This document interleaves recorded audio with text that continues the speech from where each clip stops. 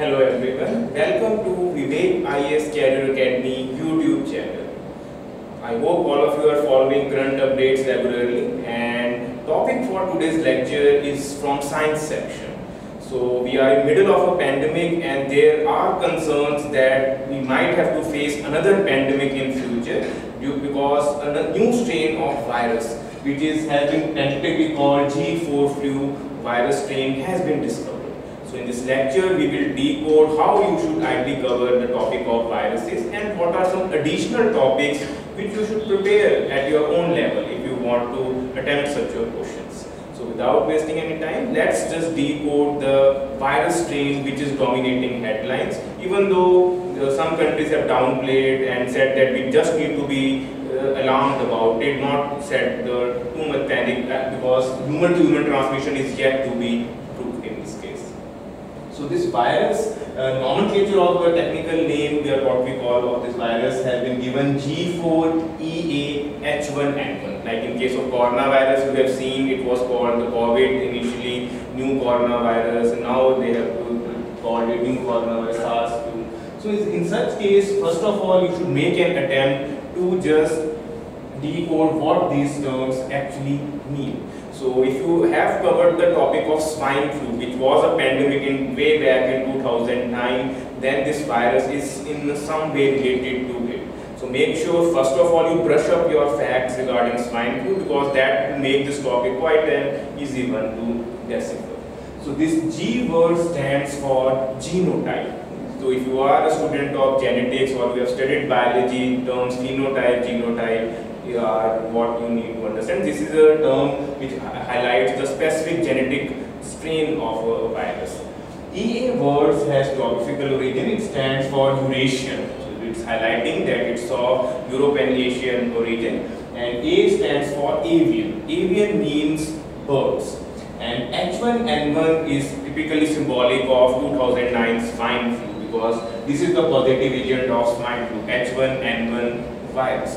So this is technical name is heme agglutinin neuraminidase, which is the name of a protein and the enzyme. So you could see that the name is quite a technical one, but there is no need to panic. If you can memorize just G4, that would be more than enough. You don't have to confuse it with the international grouping G4 because they might try to confuse what is term G4 sometimes seen in news. So basically, in simple terms, you have to explain it to your layman what these technical terms, what scientists are trying to say is that it's a genetic mix of swine flu virus and other avian viruses.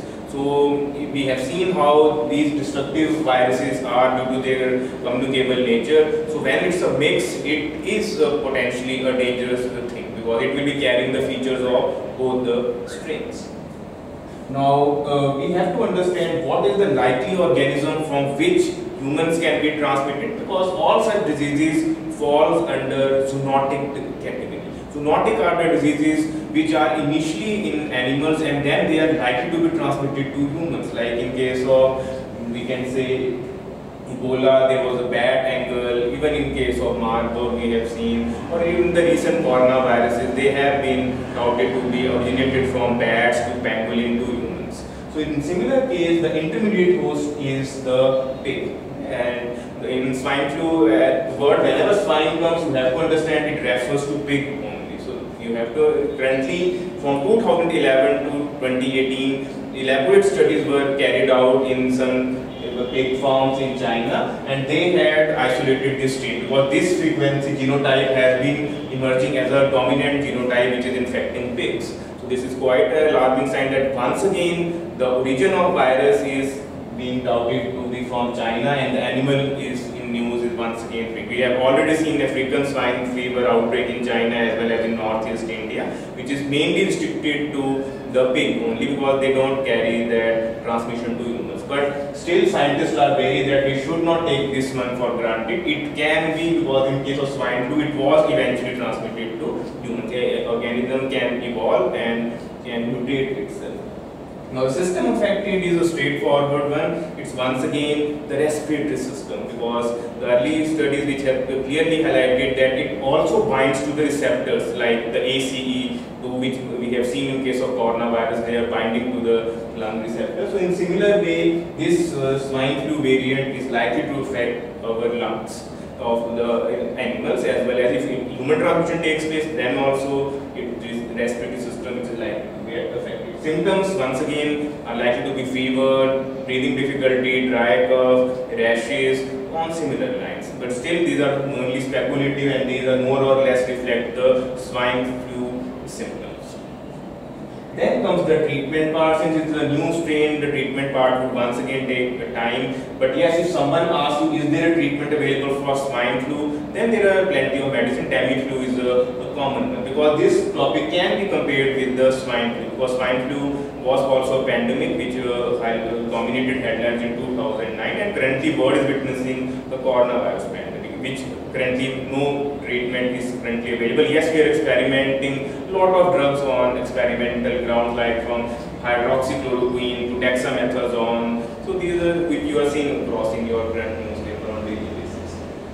Now, pandemic potential is one which is being debated at the moment, because in some leading newspaper they have already highlighted the concern that once this virus transmits to human and it evolves or mutates, then it has the potential of being transmitted to humans on a large scale, and it could, if not handled properly, could be the next pandemic which humanity is facing. And we already are blown by the way this coronavirus 2 is unleashing on humanity. So this has created a little bit scare, but Chinese authority as well as some other leading research have said that this particular strain is likely to be limited to the swine only, and there is no need to be unprecedented create panic at this time. So let's wait and watch and see how WHO and other authorities respond to this threat.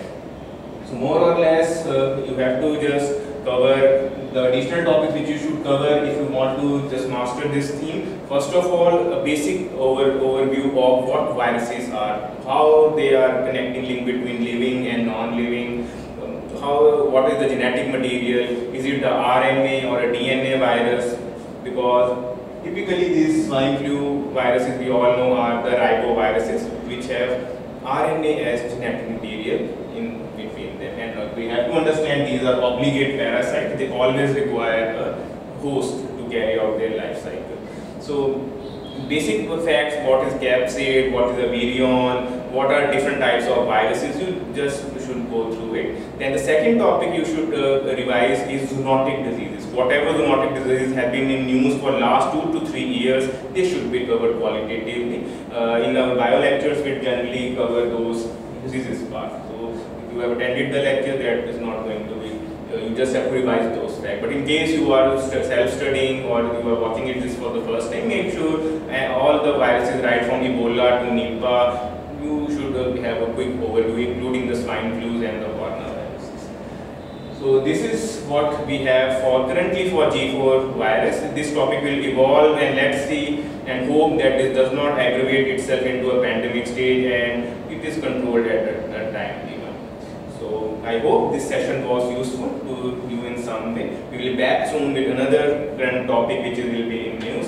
Keep following, and if you have any specific doubts, you are most welcome to just use them in comment section. I will try to answer them. Thank you very much.